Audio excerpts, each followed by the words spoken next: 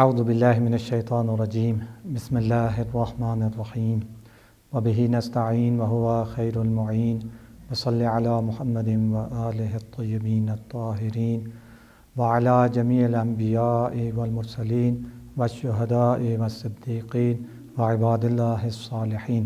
اما بعد، سب سے پہلے اپنے تمام محترم ناظرین کی خدمت میں سلام عرض کرتا ہوں، اس دعا کے ساتھ کہ خداوند متعال آپ کا نماز، روزہ، عبادات، افطاری اور جو بھی نیک اعمال ہیں، صدقات و خیرات، سب اپنی بارگاہ میں قبول و منظور فرمائے اور اس مبارک مہینے کی برکتوں، رحمتوں اور مغفرتوں سے بھرپور استفادہ کرنے کی توفیق عطا فرمائے۔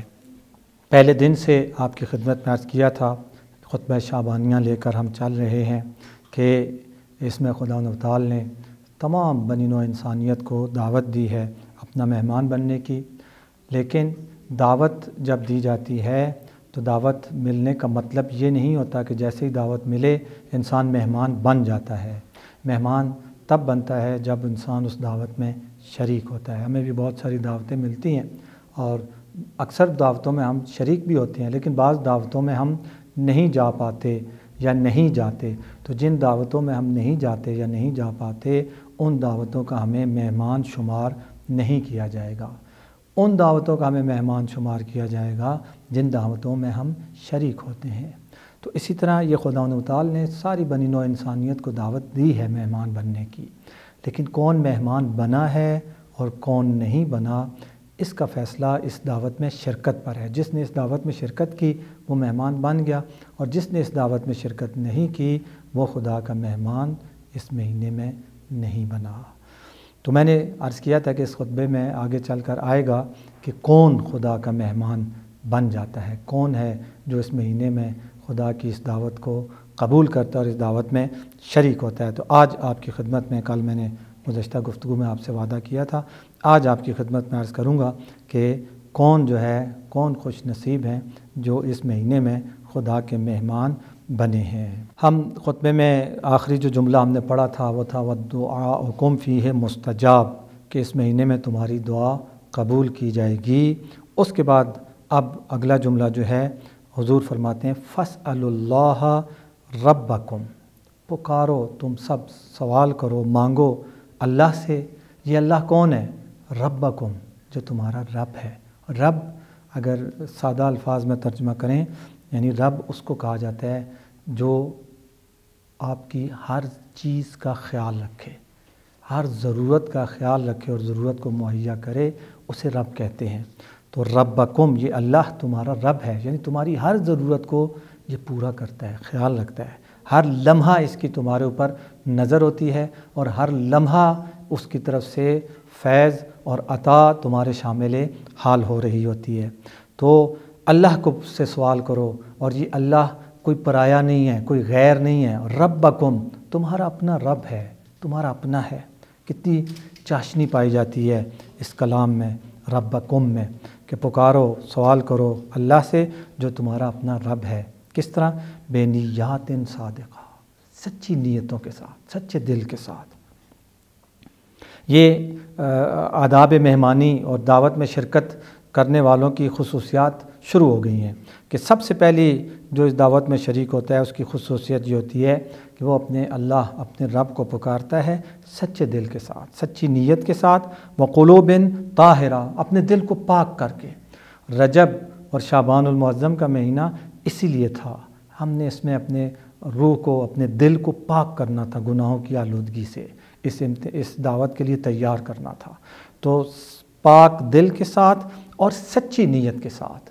ظاہری بات ہے جب پیچھے اتنا کچھ بیان ہوا کہ اس میں تمہارا سانس لینا تسبیح، تمہارا سونا عبادت، تمہارا ہر عمل قبول کیا جائے گا، تمہاری ہر دعا قبول ہوگی، جب خدا اس طرح سے رحمت، برکت، مغفرت یہ سب کچھ لے کر تمہارے سامنے آ گیا ہے، تو اب تمہارا بھی فرض بنتا ہے کہ ایسے اللہ کو پکارو سچی نیت کے ساتھ، سچی نیت کے ساتھ اور پاکیزہ دل کے ساتھ۔ اپنے دل کو ہر قسم کی آلودگی، ہر قسم کی گناہ، ہر قسم کی آلائشوں سے پاک کر کے، صاف کینہ، بغض، حسد، جتنی بھی یہ بری صفات ہیں، ان ساری صفات سے اپنے دل کو پاک کر کے، خالی کر کے، پکارو اپنے اللہ کو. کیا پکارو؟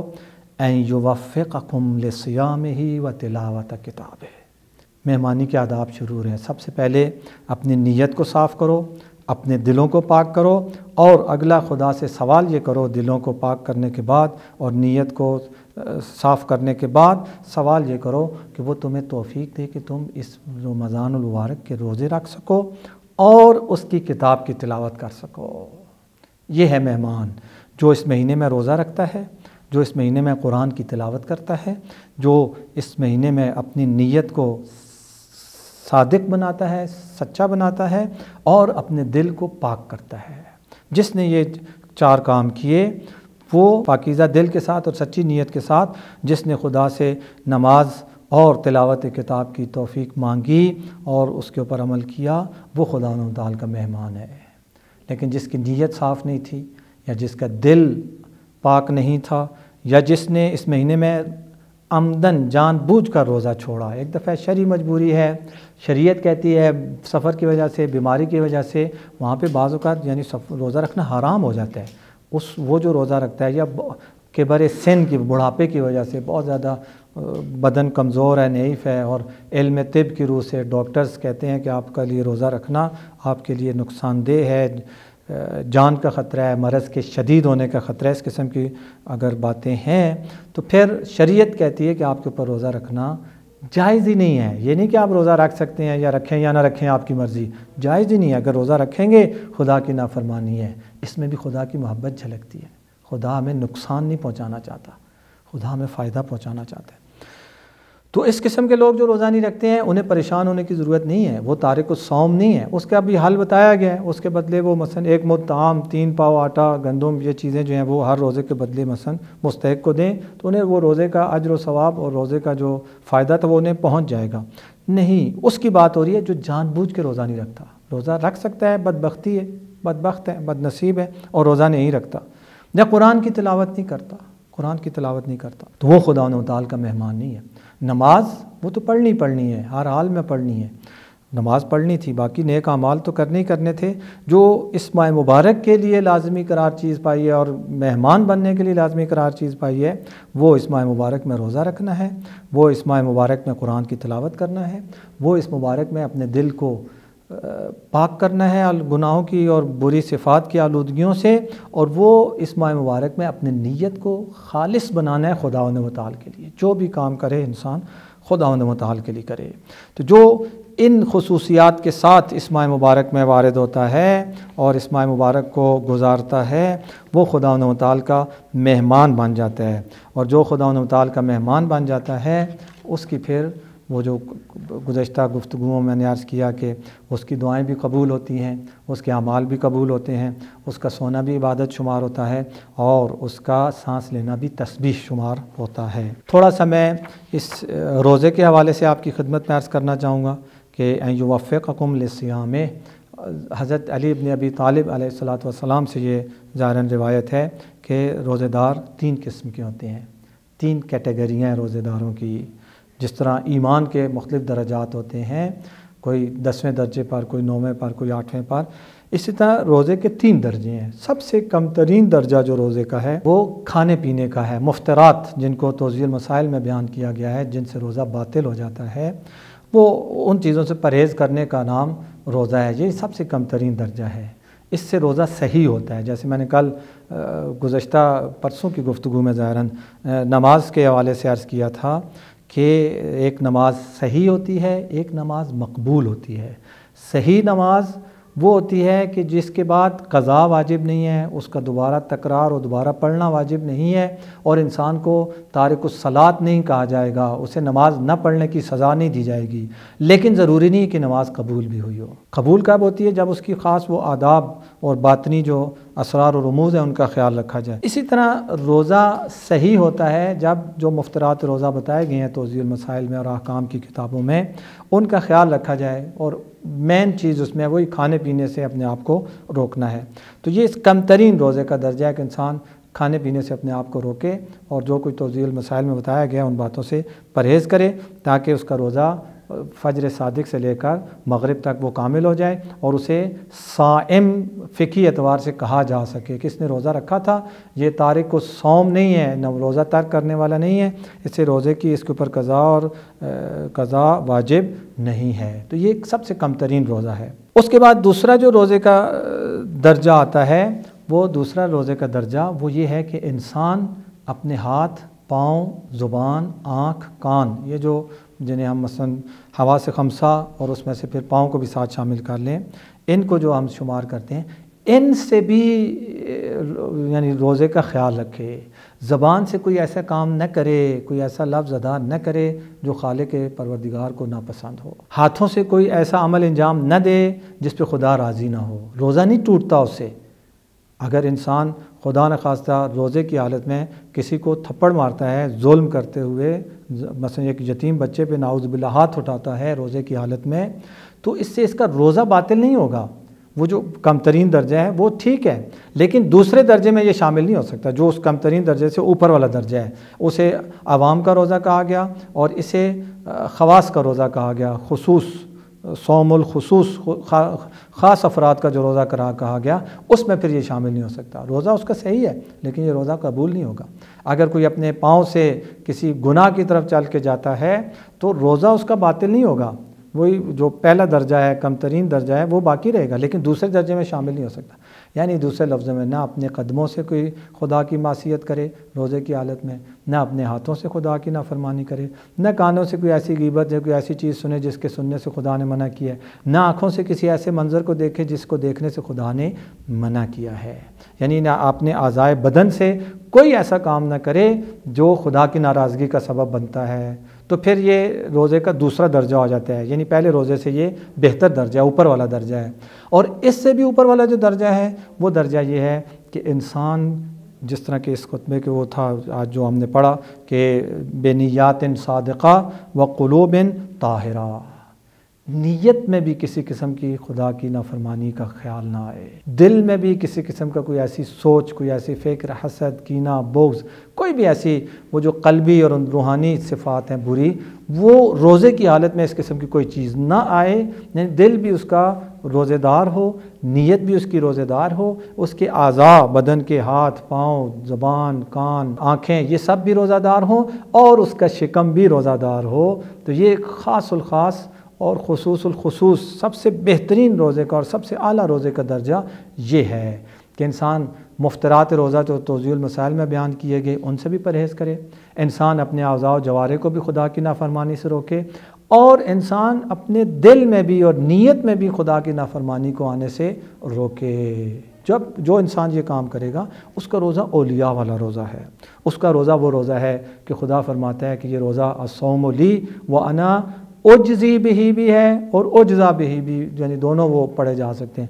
اجزی بہی یعنی روزہ میرے لیے ہے اور اس کی جزا اور صلہ بھی میں دوں گا، کسی فرشتے کو بیچ میں نہیں ڈالوں گا، ڈائریکٹ جس نیک عمل کا ثواب ڈائریکٹ خدا عطا کرتا ہے وہ روزہ ہے اس روایت کے مطابق۔ اور اگر اجزا بہی پڑھا جائے تو یہ تو بہت ہی اوپر کا درجہ ہو جاتا ہے کہ روزہ میرے لیے ہے اور اس کی جزا بھی میں خود ہوں۔ تو بہرحال جو بھی آپ اس کا وہ اجزی پڑھیں یا اجزا پڑھیں، جو کہ روایت میں اعراب تو نہیں لگا ہوتا، تو دونوں صورتوں میں بہت بڑا درجہ ہے روزے دار کا۔ تو یہ روزے دار کا درجہ اسی صورت میں مل سکتا ہے جب یہ تینوں قسموں کی روزے اس نے رکھے ہوں، یعنی پیٹ کا بھی روزہ ہو، کھانے پینے سے بھی، اور مفترات روزہ جو توضیح المسائل میں بیان کیے گئے ان سے بھی پرہیز کرے، اپنے اعضاء و جوارح سے بھی خدا کی نافرمانی سے پرہیز کرے، اور اپنے دل، اپنی روح، اپنے نفس، اپنی نیت کو بھی خالص اور پاک و پاکیزہ اور صرف خدا کے لیے مخصوص کر دے، تو پھر وہ اس درجے پر پہنچتا ہے۔ اور روزے دار کی عظمت کا اندازہ آپ اس سے لگائیں۔ حضرت موسیٰ علی نبینا وآلہ وعلیہ السلام ایک دن کوہ طور پر خدا کے ساتھ مناجات کے لیے تشریف نہیں لے کر گئے۔ جب دوسرے دن گئے تو خدا نے پوچھا یا موسیٰ کل کیوں نہیں آئے تھے؟ تو حضرت موسیٰ علی نبینا وآلہ وعلیہ السلام نے فرمایا کہ خدایا کل میں نے روزہ رکھا تھا اور میرے منہ سے بو آ رہی تھی۔ میرے منہ سے، روزہ رکھنے سے سارا دن آدمی کچھ نہیں کھاتا پیتا تو اکثر اوقات جو ہوتا ہے منہ سے بو آتی ہے، کہتے ہیں میرے منہ سے بو آ رہی تھی اور میں نے مناسب نہیں جانا کہ اس بو والے منہ کے ساتھ میں آ کے آپ کے ساتھ گفتگو کروں، باپ کی شان کے مطابق میں نے اسے مناسب نہیں سمجھا، اس لیے کل میں آپ کی بارگاہ میں نہیں آیا۔ خدا کا جواب سنیں، خدا فرماتا ہے یا موسیٰ، یہ جو روزے دار کی منہ کی بو ہے یہ مجھے مشک و عنبر سے بھی زیادہ عزیز ہے۔ مشک کہتے ہیں جو ہرنی ہوتی ہے، ہرن کا مادہ جو ہوتا ہے ہرنی، اس کی جو ناف، پیٹ میں وہ جو ناف ہوتی ہے، اس ناف کے گرد ایک وہ مادہ سا جمع ہو جاتا ہے، وہ عنبر کہلاتا ہے، اور سب سے مشک و عنبر اسے کہا جاتا ہے۔ وہ سب سے قیمتی اور سب سے بہترین خوشبو سمجھی جاتی ہے، یعنی دنیا جس کو سب سے بہترین خوشبو سمجھتی ہے، سب سے قیمتی جس خوشبو کو سمجھا جاتا ہے، مجھے اس سب سے بہترین اور سب سے قیمتی خوشبو سے بھی زیادہ مجھے روزے دار کے منہ کی بو عزیز اور پسند ہے۔ تو یہ رتبہ اور درجہ ہے روزہ رکھنے والے کا۔ تو خدا سے دعا کرو سچی نیت کے ساتھ اور پاکیزہ دل کے ساتھ، خدا اس مہینے میں تمہیں روزہ رکھنے کی توفیق دے۔